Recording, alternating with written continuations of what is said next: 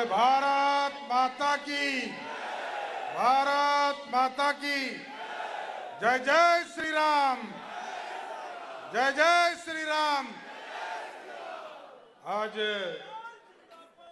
सरदेव कपूरी ठाकुर अमर रहे, सरदेव कपूरी ठाकुर अमर रहे। आज धन्यवाद सम्मान संकल्प समारोह में उपस्थित भारतीय जनता पार्टी के प्रदेश के प्रभारी, राष्ट्रीय महामंत्री और हम लोगों के मार्गदर्शक आदरणीय विनोद तावड़े साहब,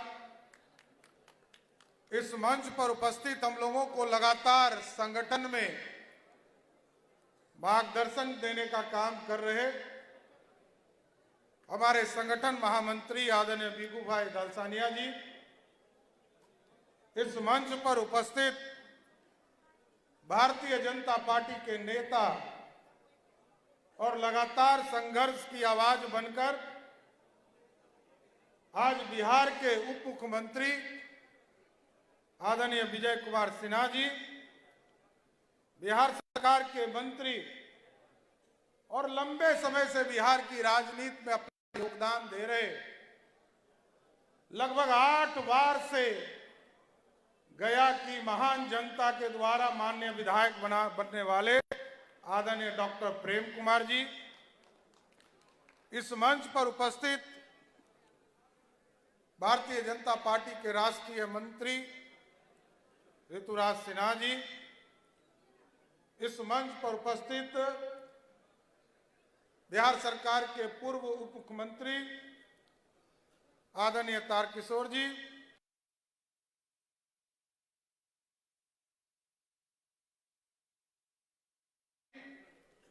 आदरणीय हरीश सहनी जी, आदरणीय नवल किशोर यादव जी, माननीय विधायक अरुण सिन्हा जी, संजीव चौरसिया जी, नीरज बबलू जी, राजेंद्र सिंह जी, पार्टी के सभी महामंत्री मंत्रीगण, आदरणीय राजेंद्र गुप्ता जी, आदरणीय अनिल कुमार शर्मा जी, सम्मानित मंच पटना की महापौर आदरणीय सीता साहू जी, सम्मानित मंच और मंच के सामने उपस्थित तमाम भाइयों बुजुर्गों, नौजवान साथियों, सभी मान्य विधायकगण,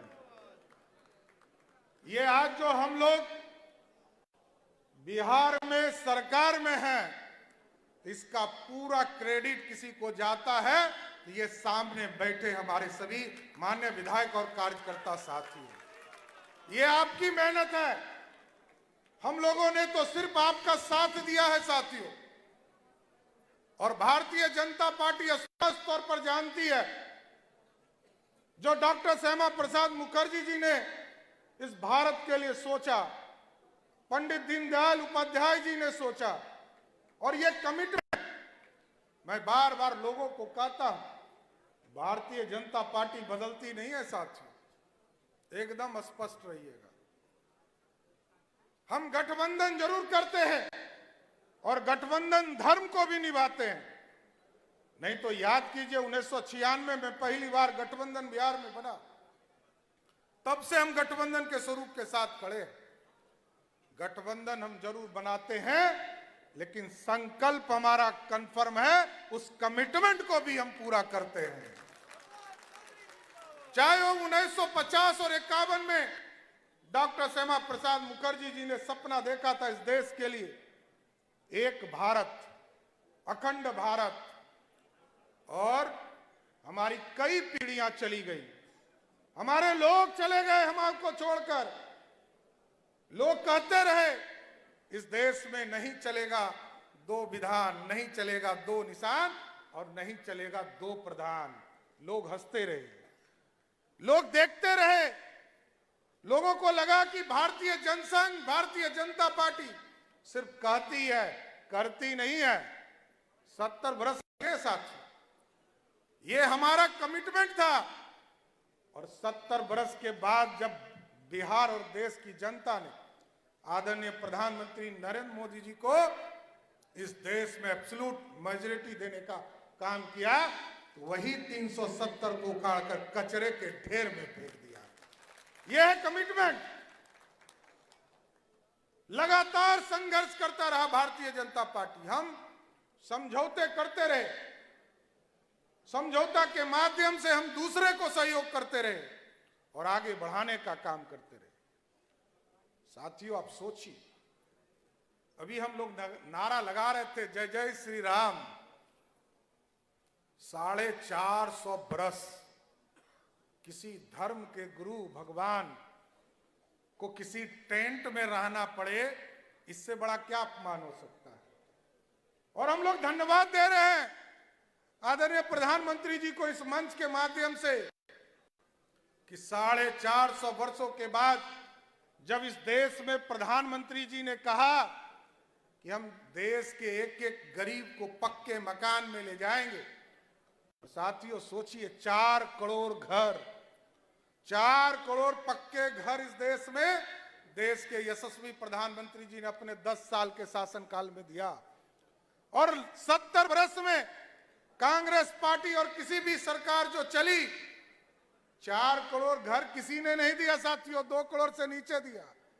आज दुगना घर पक्का मकान नरेंद्र मोदी की सरकार ने दिया। और आज प्रधानमंत्री जब पक्का मकान गरीब को दे रहे थे तो प्रभु श्री राम कह रहे थे कि मेरा मंदिर कब बनेगा। क्योंकि हम लोग जब चुनाव में जाते थे साथियों, तो हमारे कार्यकर्ता आप सभी साथियों से पूछते थे, आम लोग पूछता था कि मंदिर वहीं बनाएंगे, तारीख नहीं बताएंगे। लेकिन साथियों, इस देश के यशस्वी प्रधानमंत्री जी ने हमारा संकल्प, हमारा जो सपना था उसको साकार किया और एक भव्य राम मंदिर स्थापित करके इस पूरे देश में जय जय श्री राम, जय जय श्री राम। देखिए, बड़ा स्पष्ट है, हम कमिटमेंट के साथ अपने चीजों को आगे बढ़ाने का काम करते हैं। लोग कहते हैं रोजगार की भी चिंता करना है, इसमें कहीं दो मत नहीं। 2020 के चुनाव में हम जा रहे थे, हम लोगों ने कमिटमेंट किया 10 लाख लोगों को रोजगार देने का काम करेंगे। अब साथियों, आप समझ लो, 1,75,000 की शिक्षक की बहाली हम लोगों ने निकाली और क्रेडिट दूसरे लोग लेना चाहते हैं। आप यदि क्रेडिट लेना चाहते हैं भ्रष्टाचार के युवराज, तो मैं एक आग्रह जरूर करूंगा कि लालू जी एक फॉर्मूला बताइए इस पूरे बिहार के नौजवानों को कि 1.5 साल के उम्र में अरबपति कैसे बन सकते हैं। यह फॉर्मूला बता दीजिए, पूरे बिहार के लोगों को रोजगार मिल जाएगा, किसी को काम करने की जरूरत नहीं पड़ेगी। लोग कहते हैं, बार बार चर्चा करते हैं, जब भी चाय के दुकान पर आप जाते होंगे साथियों, लोग कहते हैं कि आरक्षण, अरे सरदेव कपूरी ठाकुर जी ने आरक्षण की शुरुआत की साथियों। अति पिछड़े समाज को मुख्य धारा में लाने वाला कोई व्यक्ति रहा तो सरदेव कपूरी ठाकुर। और साथियों, बड़ा स्पष्ट है, यह भी जानना चाहिए, मैं बार बार कहते रहा, जनसंघ काल में 2 बार, एक 1952 में जब पहली बार लोकतंत्र स्थापित हुआ, तब भी हमने आदिवासी और दलित समाज को आरक्षण का समर्थन किया।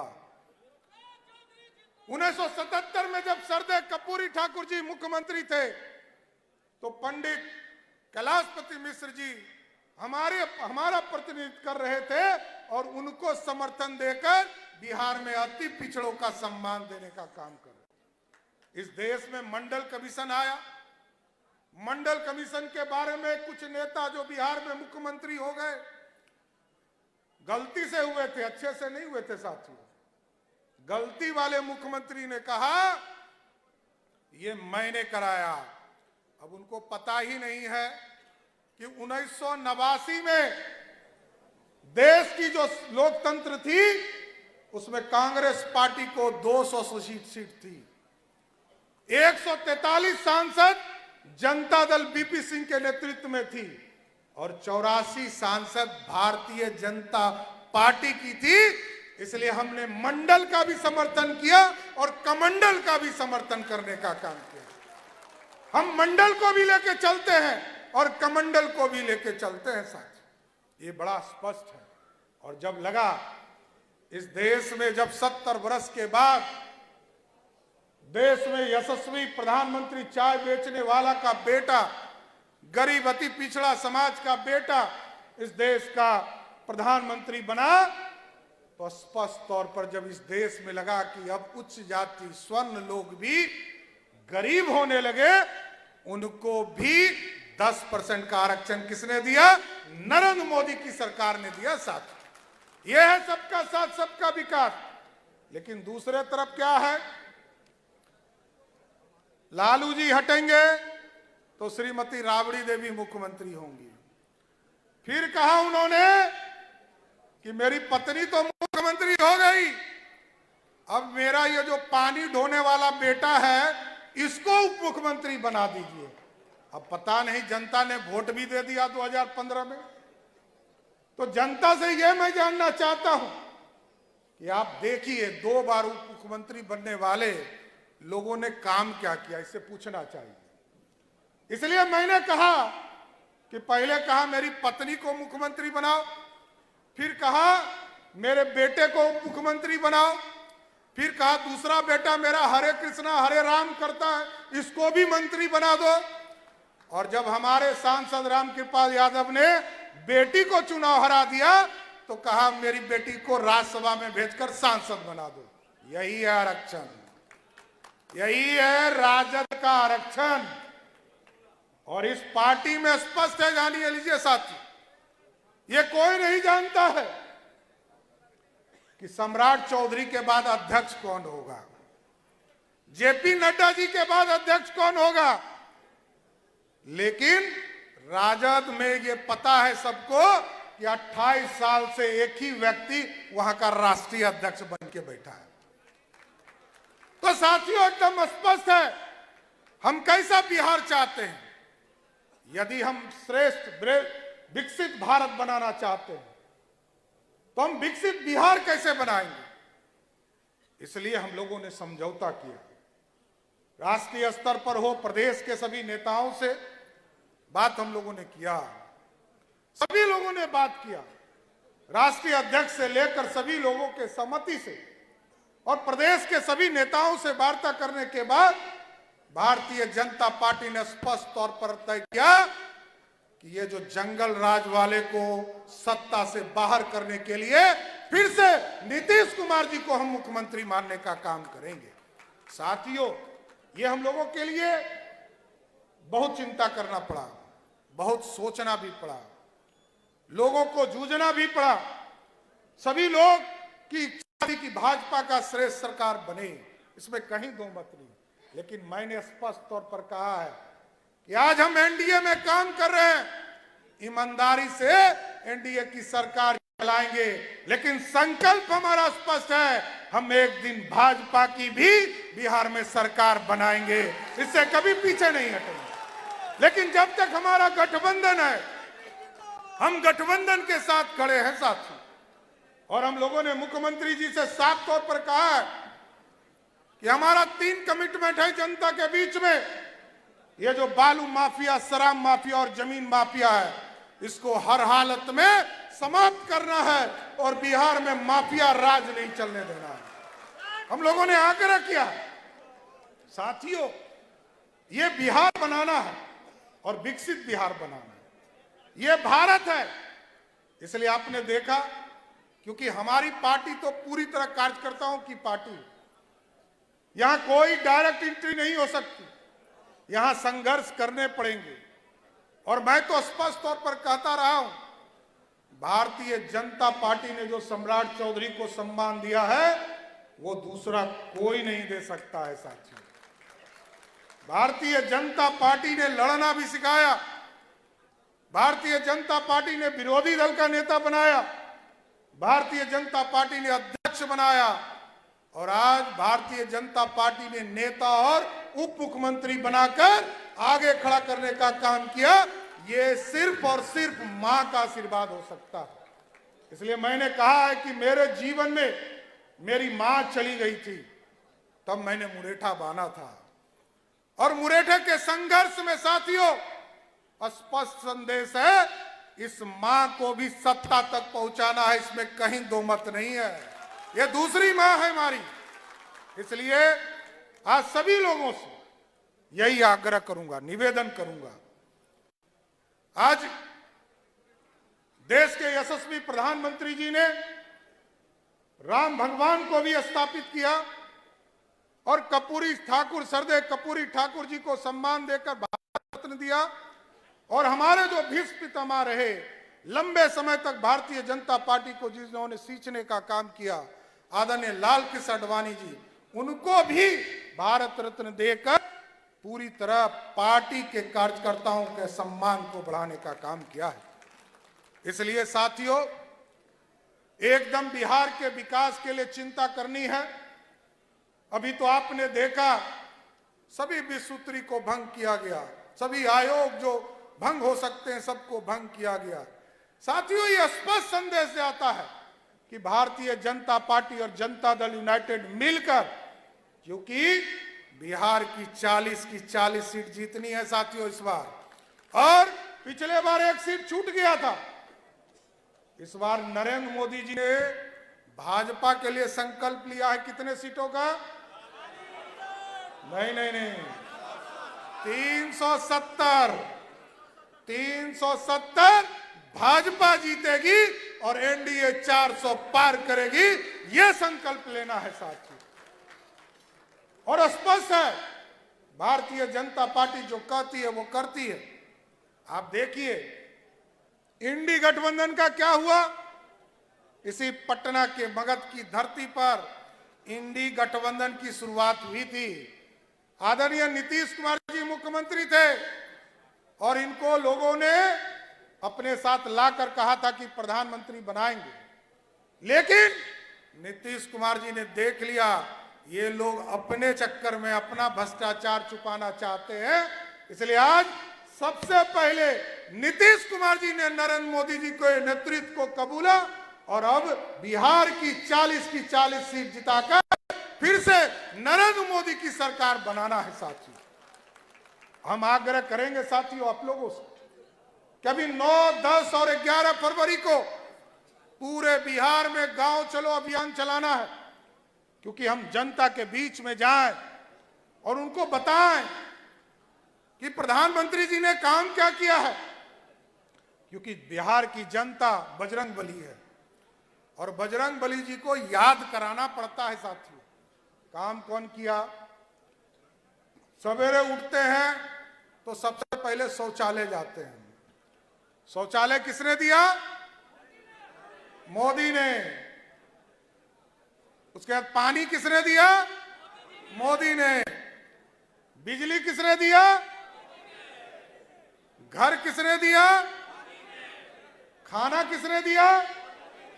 खाना बनाने का गैस किसने दिया? तो सब कुछ मोदी दिए तो दूसरे को वोट देना है। 40 करोड़ लाभार्थी को सीधे नरेंद्र मोदी जी ने लाभ पहुंचाने का काम किया साथ।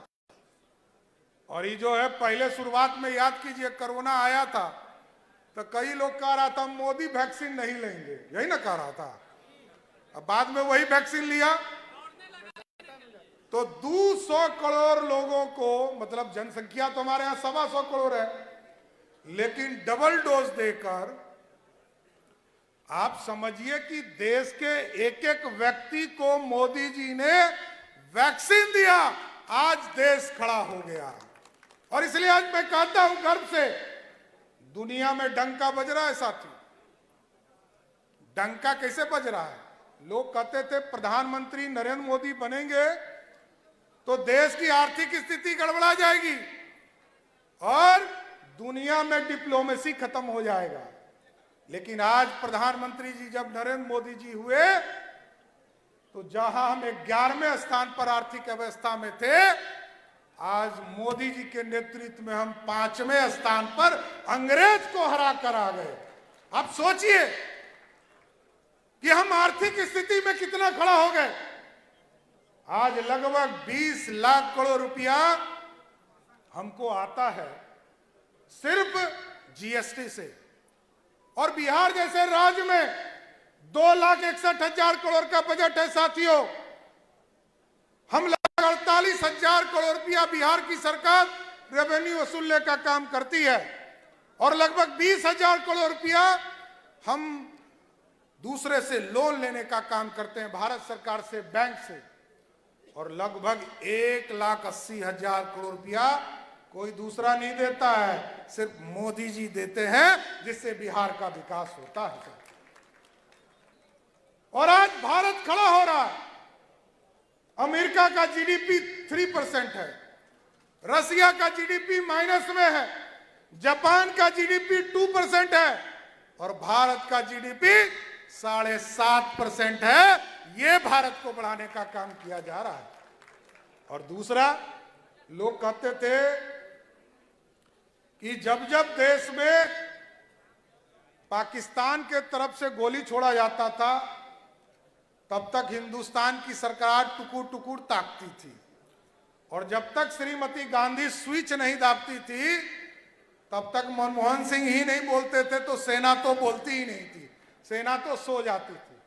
लेकिन आज देश के यशस्वी प्रधानमंत्री जी के नेतृत्व में मोदी जी ने स्पष्ट तौर पर कहा, मेरे सेनाओं के हाथ खोल दो, यदि पाकिस्तान एक गोली छोड़े तो हिंदुस्तान के तरफ से तोप का गोला छोड़ने का काम करो। और आपने देखा पुलवामा का जब हमला हुआ साथियों, तो बजरंग बली को हम लोगों ने रामायण में देखा था कि 7 समुंदर पार करके श्रीलंका चले गए थे। उसी तरह भारत की सेना हवाई मार्ग से जाकर पाकिस्तान में और वहां के आतंकवादियों को समाप्त कर फिर हिंदुस्तान लौट गया। यही है मोदी मैजिक, जो दुनिया में कोई नहीं समझ सकता है। इसलिए सभी साथियों से आग्रह करूंगा, पूरी तरह एनडीए का सहयोग लेना है। एनडीए के साथ गठबंधन है, एनडीए के सभी साथियों के साथ बैठकर कैसे हम पार्टी के सभी सीटों को जिताने का काम करेंगे। मोदी जी ने कल स्पष्ट तौर पर कहा है कि जिस तरह उत्तर प्रदेश में भगवान प्रभु श्री राम का मंदिर स्थापित हो गया, बिहार में भी सीतामढ़ी की धरती पर मैया सीता का भव्य मंदिर बनाने का संकल्प हम लेकर रहेंगे। इसलिए साथियों, सभी लोगों से आग्रह करूंगा, सियावर रामचंद्र की, सियावर रामचंद्र की।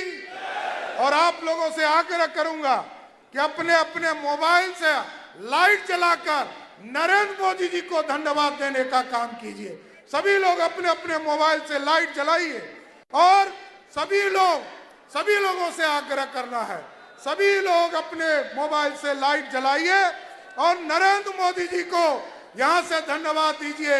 बोलिए सियावर रामचंद्र की, सियावर रामचंद्र की। जय जय श्री राम, जय जय श्री राम। बहुत बहुत धन्यवाद।